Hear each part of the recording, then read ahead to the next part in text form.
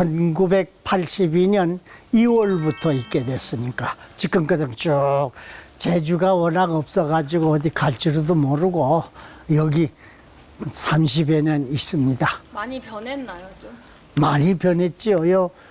전각들 어느 거 하나 고치지 않은 게 없어요. 다 해마다 조금씩 고쳐가지고 완전히 다 옛날 건물이라는 건 없어요.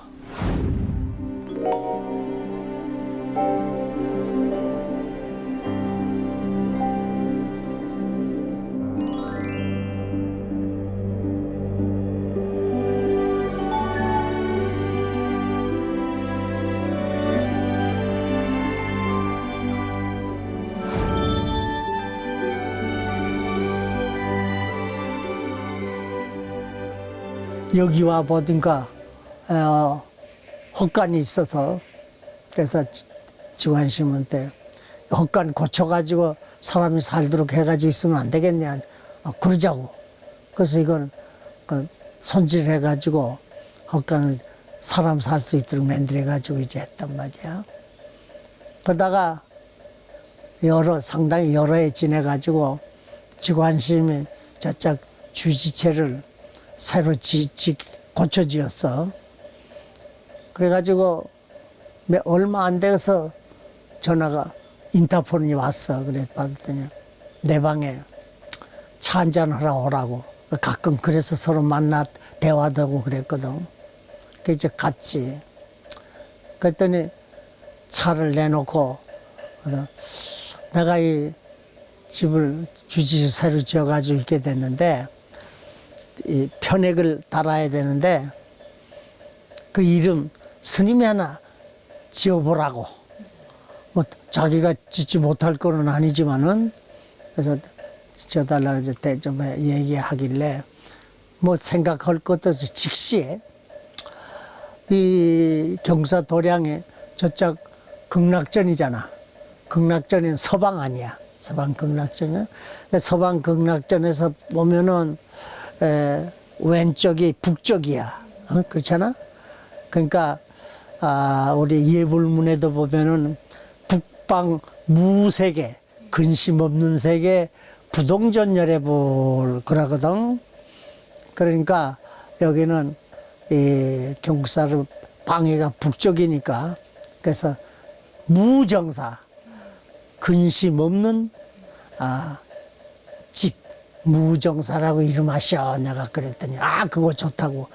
한 몇 달 지내가지고 나 방에 있는데 밖에서 날 찾아. 그랬더니 지관심이 왔어. 그런데 이만한 신문으로 싼 거를 직접 들고 왔어. 와서 뭐냐 했더니 내 방에 당호를 지어줬으니 대신에 내가 스님 계시는데 당호를 지어드리겠다고. 그래서 여기는 남쪽이야. 남쪽은 남방 환희세계 보승열애불 그러거든. 그러니까 여기 환희당으로서 하고는 다 완성해가지고 갖다가 딱 달기만 하도록 만들어가지고 가져왔더라고. 그래서 그 지관심 손수 저기다가 이제 달아준 거야. 그래가지고 여기가 환희당이 됐어.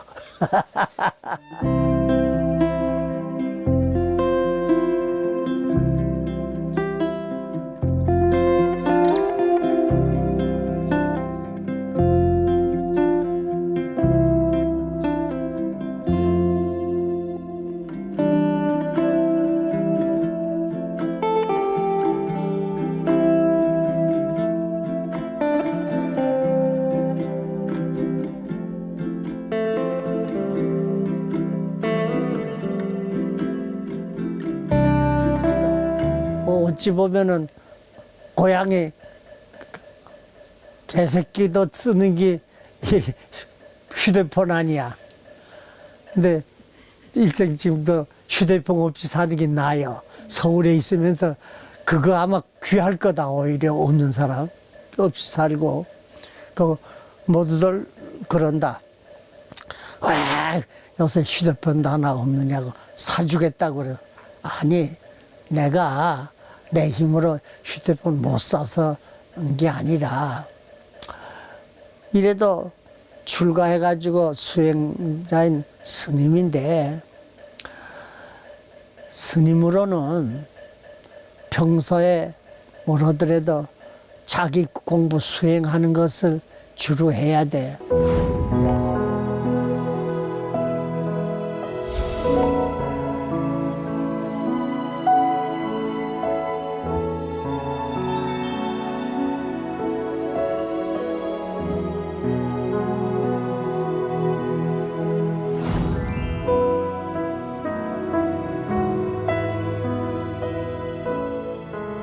신임 되기 전에 행자로 있을 때부터 부처님 성도제일에 7일 한잠 한 자는 용맹정진. 그 말이 쉽지 사람 잡는 거요. 암만 해도 힘들어 못해. 그래도 그거 다 해내고 그러고 스님이 돼가지고 초기 5년 동안은 그 선암자산방에서 열심히 참선 수행했습니다. 아주 저 초발심으로 신심 있게 아주 밤잠 안 자가면서 그 참선을 했어요. 그래서 그 후에 또 인연이 돼가지고 학문도 하고 해도 그래도 한국에 있을 때나 외국에 나가 있을 때라도 늘 아침적으로 참선하는 거는 아주 내 일상으로 돼 있고 그래서 지금 정년퇴직하고 여기 있으면서도 이제는 나이가 많이 드니까 저절로 눈도 좀 뭐 장거 보기가 어려워지고 귀도 약간 조금 좀 멀어지고 그랬어. 근데 그걸 자꾸 탓할 거는 없고 그래서 그럼 좋다. 저는 책 보고 뭐 하는 거는 조금씩 덜 하고 오히려 그런 거 없이 하는 참선 정진하는 거 요새 많이 하고 있습니다.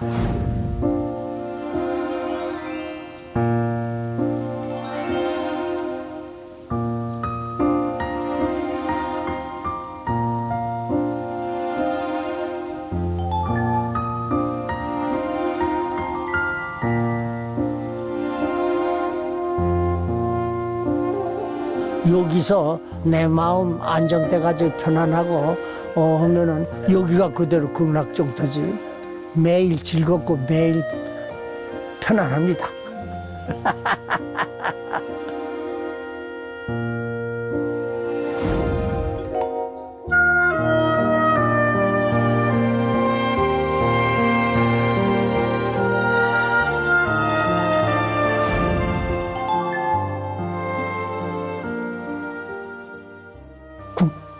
국제시장이라는 영화 봤나? 예. 그때 왜 6.25 때 흥남에서 철 쏘는 장면 봤지? 그거 나는 실제 겪었단 말이야. 참, 영화에 나온 것도 아직도 그것도 미흡해. 부두에 이제 피난하러 가려고 나왔는데 도저히 그 상황을 보더니 어머니가 이 언동설 안에 가족이 떠나가지고 도중에 다 얼어 죽고 굶어 죽게 되더니 설마 앞으로 아녀자들이야 당장에 어떻게 하겠느냐. 그러니까 우리는 피난 가려고 할 것 없이 돌아가야 돼. 그 대신에 아버지, 형, 내가 둘째거든. 둘. 셋은 그건 여기 있으면 반드시 죽는다. 그러니까 꼭 장정셋은 이제 피난 가야 된다. 그 발이 떨어지지 않잖아. 그런데 그때 막 등을 갖다가 밀다시피 떠나는 게 어머니요. 근데 그때 우리 떠나는 우리나 가라고 한 가족들도 그때 이 상황이 그렇게 오래 가겠나? 그대야 몇 달 지나면은 또 다시 이제 만날 수가 있겠지. 다 보통 그렇게 생각을 했단 말이에요. 그러니까 가라고 했고 또 떠나기도 할 수가 있었어요. 그런데 그렇게 헤어져 가지고 보니 지금까지 근 60에는 세월이 이제 그대로 지나고 이산가족이 되고 이제 그렇게 됐단 말이야. 죽어서 지옥이 가는 게 아니라 그때 눈앞에 지옥이 벌어진 거를 보고 겪고 이제 그래서 뭐 죽을 뻔을 몇 번, 한두 번이 아니야. 몇 번. 그래도 어떻게 죽지 않으니까 찔겨가지고 지금까지 이렇게 늙을 때까지 사는데 참으로 참.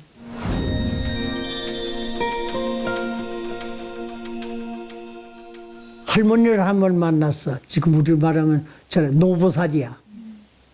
그때 아마 한 70이 좀 넘었을까 한 보살님인데 아마도 전생에 인연이 있었던지 뭐 나를 그냥 지나치지 않고 그래서 인사를 하고 마주 앉아 얘기를 하게 됐어. 참 희한해. 모두 자기 앞구리가 바쁘고 살기가 어려운데 무슨 남 사정 듣고 어쩌고 그럴 분위기가 아니었어요. 그런데 그 얘기를 하다가 보니까 내가 뭐 어제 일같이 피난 오면서 죽을 뻔한 여러 고비를 갖다가 이제 간단하게 좀 얘기를 했지. 그랬더니 가만히 듣고는 다 듣고 나서는 그때 학생 신분이니까 노부살이지. 학생. 지금 심정이 그렇거든. 불도를 닦아볼 생각이 없느냐 그런다면 그때 불교를 저는 내가 모를 때야. 불도가 뭐인지 뭐도 안 하고. 그래서 불도를 닦는다는 게 어떤 겁니까? 하고 물었더니 간단하게 설명을 하고는 내가 열흘 후에 절에 갈 일이 있어 그때까지 잘 생각해서 마음에 결정이 되면은 내가 알레해 줄 용의가 있다. 알겠습니다. 그리고 헤어졌는데 그 후에 열흘 동안 내 간에는 가진 생각을 하고 뭐 하지만은 결정이 안 나는 거야. 그런데 열흘 지낸 날 아침에 전화가 때려내 왔어. 내가 전화를 받은 그 할머니야. 대뜸 학생 그래 결심이 섰느냐? 그 한마디에 열흘 동안 아마 여러 가지를 생각해도 결심이 안 서던 거 그 말 한마디 그때 탁 예 할머니 모시고 따라가겠습니다. 그랬어.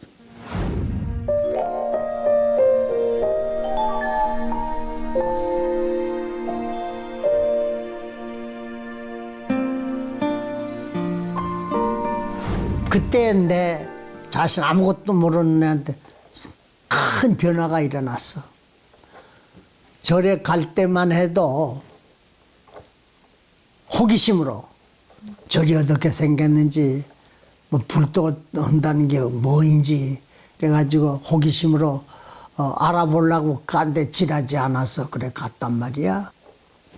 법당에 들어서 그 눈앞에서 법상의 조시심하고 그 수자심하고 그 주고받는 것이 이거 절대로 해보는 일이 아니야. 그야말로 진금을 서로 들고 목숨을 갖다가 걸고 진검승부는 그 분위기야. 그때 그 선방의 조시심이 경상도 일대에서는 아주 유명한 도인으로 향곡스님이라고 하는 향곡스님. 지금 조계종 종종 진제스님의 법사되는 분이었어요.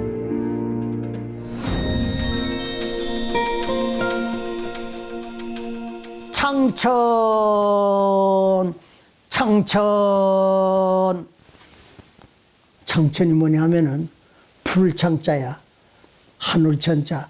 하늘이 푸르다, 하늘이 푸르다 하는 거예요.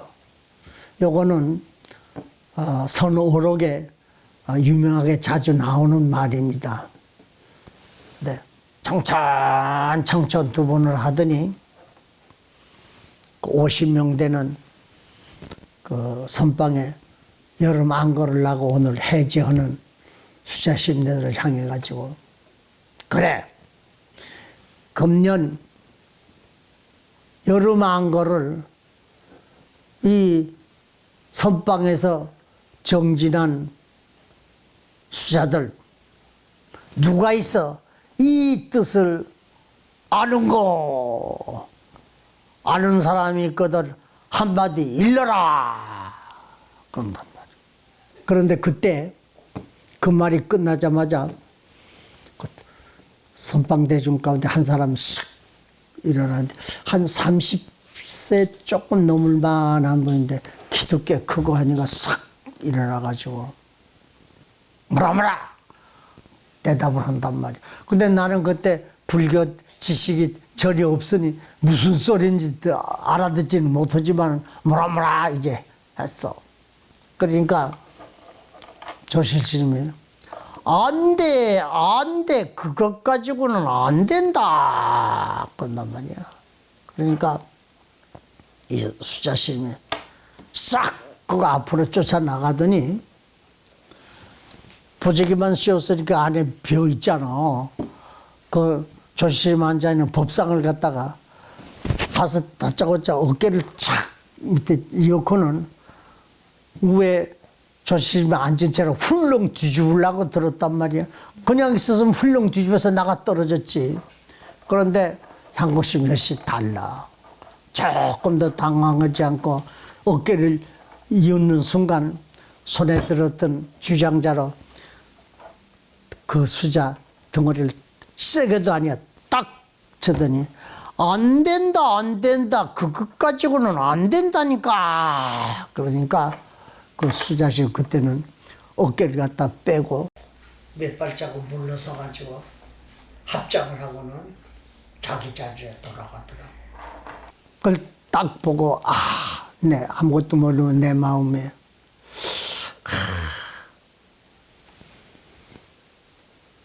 20살 될 거정 부모 밑에 있을 때는 참 부모 덕에 별 어려움 없이 잘 지냈어요.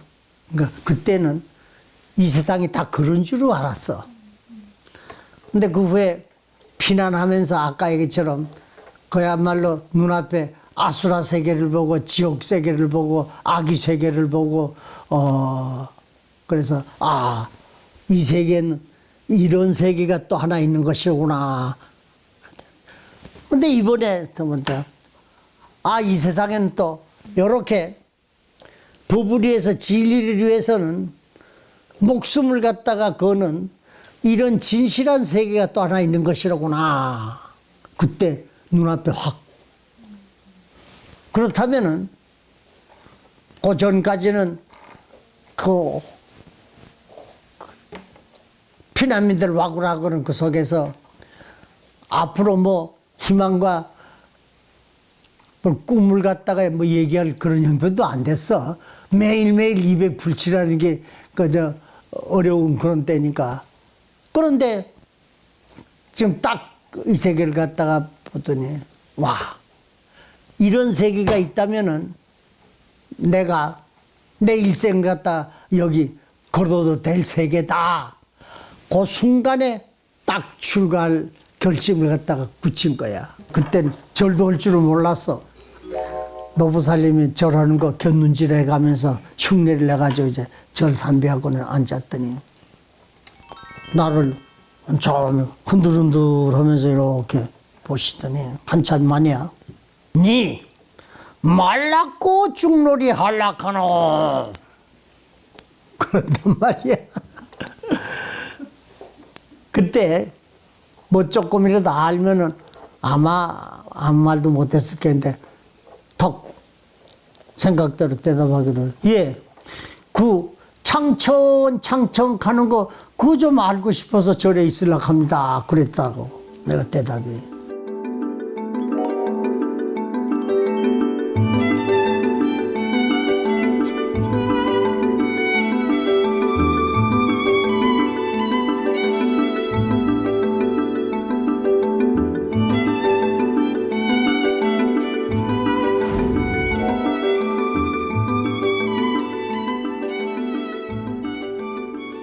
7월 백중 전에인가 동짓달 금날쯤 되는 날 금방에서 다 대중이 모여라. 후원의 행자거정도 금방에 참석하라. 그래 그때 처음으로 선법 금방에 들어가 봤어요. 근데 저 말석에 이제 앉아 있는데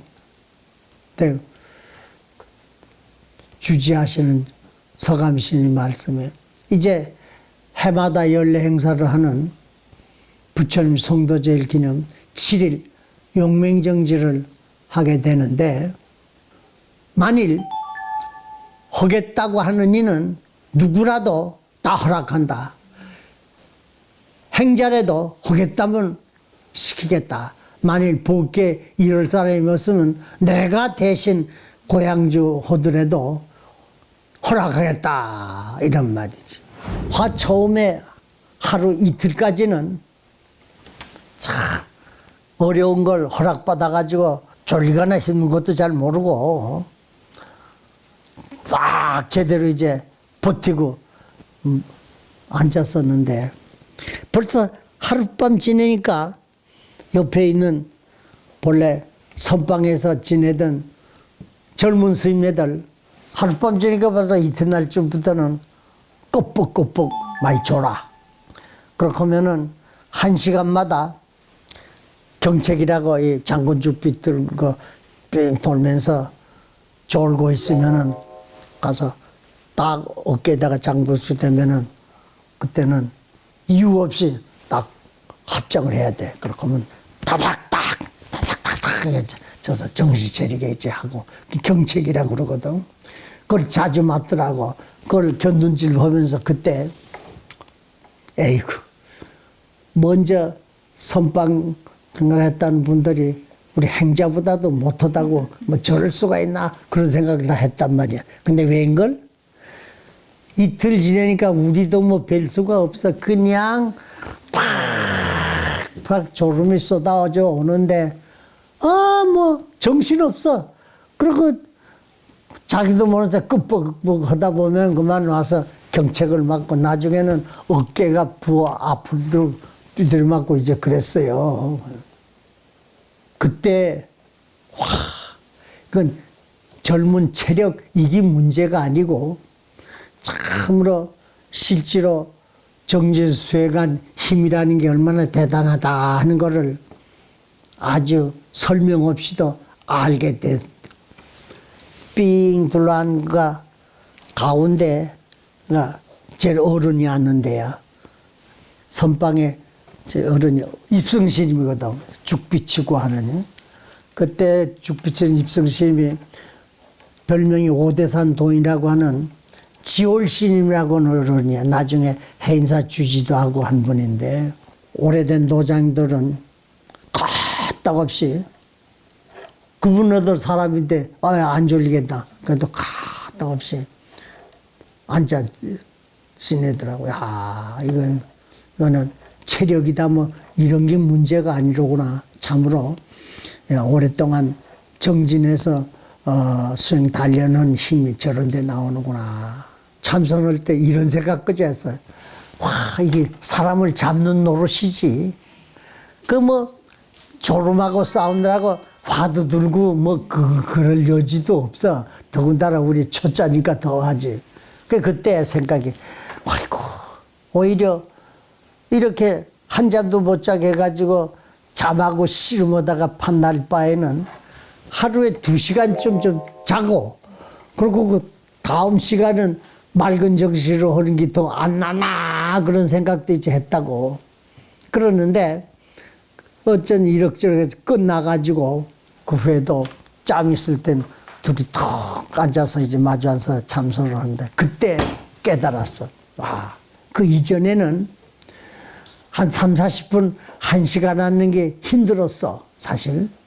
그런데 그 용맹정지를 하고 나니까 그 다음에는 1시간, 2시간 앉아있는 게 참으로 편안하고 그렇게 아무렇지도 않아. 힘 안 들고.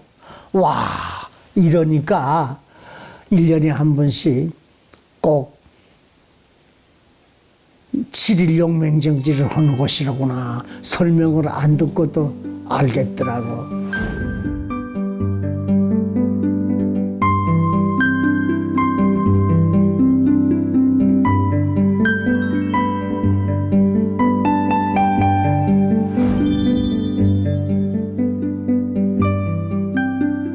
동국대학교의 대학원 석사과정은 내가 마쳤거든, 여기서. 그리고 박사과정에 올라가게 될 때 그때 생각하기를 같은 박사과정을 하려면은 기왕이면은 그 당시만 해도 일본이 불교학 연구의 세계적인 센터였어. 지금도 그런 게 있지만은 그래서 일본에 가서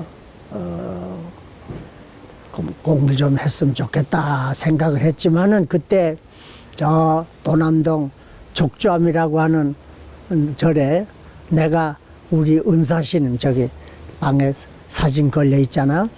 그 스님 모시고 노후에 내가 시봉하면서 학교 다니고 그랬거든. 그때 살아 계셔서 그때는 도장님 살아 계실 때는 그런 생각이 가령 있다 하더라도 엄두를 못 내는 일이지.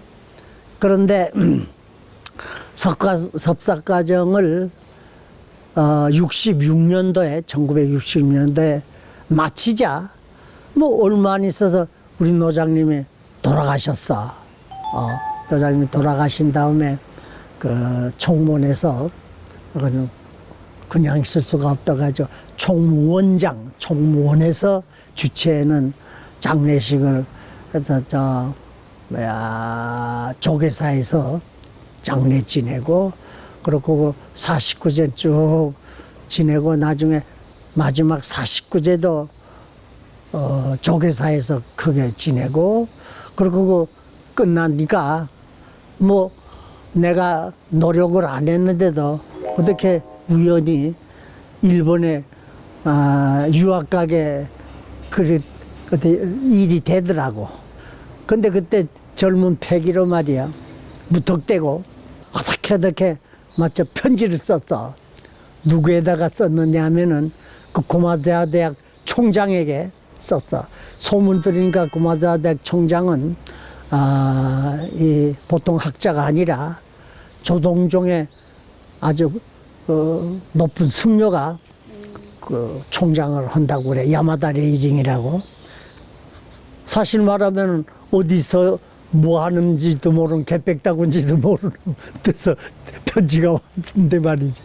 한 2주일 있으니까 답장이 또 왔더라고. 그 총장 직접 해답을 했더라고. 그래서 내가 편지 내용이 내가 한국의 이러이러한 젊은 승려인데 앞으로 승려들도 국제화되는 시대에 외국 불교도 배워야 되고 세계적 글로벌화하는 그런 데 눈을 떠야 안 되겠나. 그래서 지금 한국의 젊은 참선도 학원 수자 이제 학생이 말이지 귀대학의 대학원에 가가지고 소동종의 종지 같은 거를 연구하고 배우고 싶어서 그래서 길이 없으니 신뢰를 무릅쓰고 이제 직접 편지를 드린다 그랬거든. 그랬더니 편지가 왔어. 그래가지고 한 2번, 3번인가 편지가 오고 가고 하던 3번째 만에 좋다. 그런 뜻이 있으면은 오너라 오면은 고마대학 대학원 박사과정에서 공부할 수 있도록 봐주겠다. 총장이 직접 그래. 그래서 그 길을 내가 텄어 내 스스로.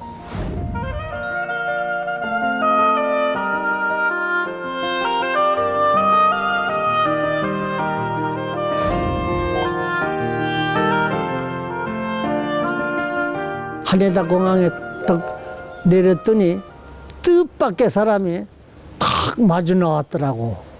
그게 누구냐 하면은 그 외국 사람들 교황으로 유명한 승산스님이라고 있잖아. 승산행원스님. 나는 꿈에도 생각 안 했는데 떡 자동차를 가지고 공항까지 마주 나왔더라고. 와, 눈이 번쩍 띄더라고. 그래가지고 그 차에 담아 싣고 뭐 동서남북도 모르는데 가는데 갔지. 갔더니 신주쿠 다이교조라고 하는데 그때 6개월 동안 작업을 해가지고 일본 사람 살림집 하나를 집 한 채를 아주 렌트를 냈어. 세를 내가지고.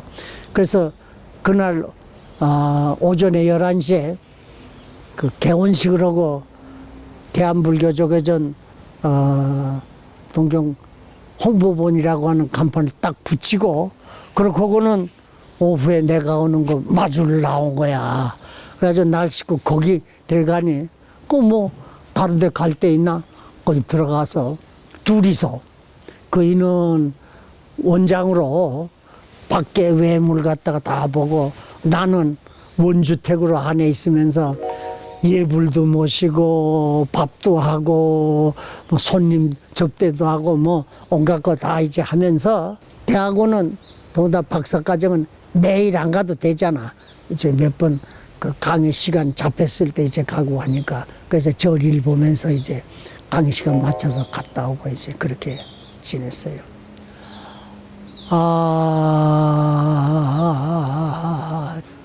참 열심히 공부를 했습니다.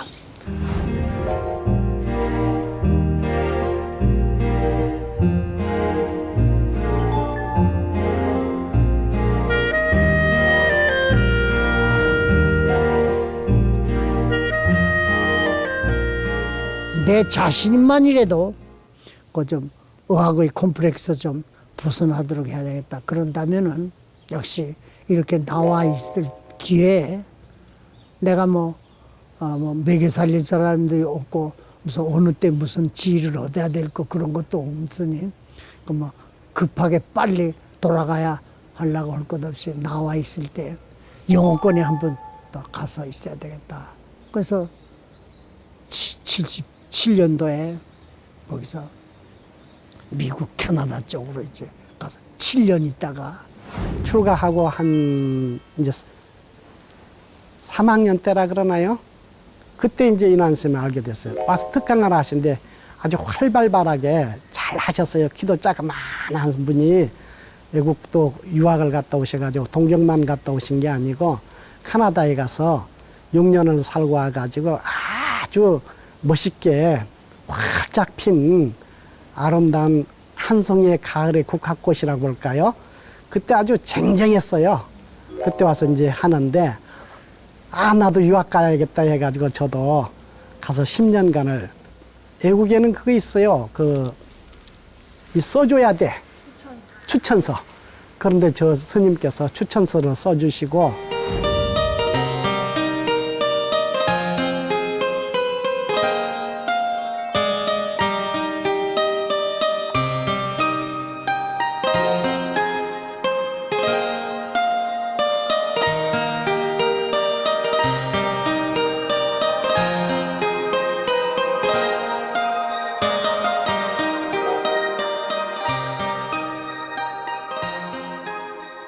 복이 저절로 해서 떨어지는 거 아닌데 아니요. 인과가 원인과 결과가 분명해서 내가 복된 일을 해야 그건 될까 말까가 아니라 끊임없는 복이 오게 복을 받게 되는 거야. 이거는 뭐 자연의 이치야. 그런데 그 원인을 짓지 않고 바라기만 하는 건 하늘에서 뭐 뚝뚝 떨어지나? 그거는 3살 먹은 어린애도 아는데 그 자명한 이치를 갖다 모르고 할 거는 복되는 일은 하나도 안 하고 남에게 보시해주고 남을 도와주고 이런 거는 조금도 안 하고 그냥 오너라 가자 다 이건 다 내 거요. 다른 놈은 죽어도 남은 살아야 되고 다른 놈은 손해봐도 나만을 이해를 봐야 되겠다.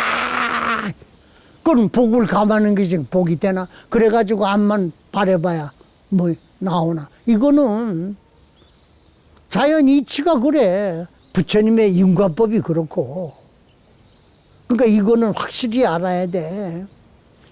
복을 자작자업이야. 내가 지어서 내가 받는 거예요. 또 불행도 내가 지어서 내가 받는 거예요. 어느 존재가 있어서 했다 때밀어 주는 그런 거 없단 말이야.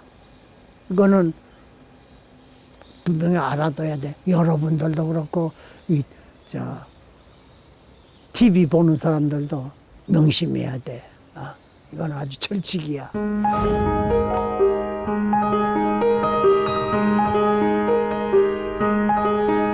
세상에 살면서 어쨌든지 귀에 따라서 인연 따라서 남 도와주고 자비롭게 도와주고 이게 내한테 돌아오는 행복의 근원이야. 그 보시하고 그렇게 하면은 그게 내한테 복이 돌아오는 근원이야. 그런 걸 안 하고 가작 나만 하거든.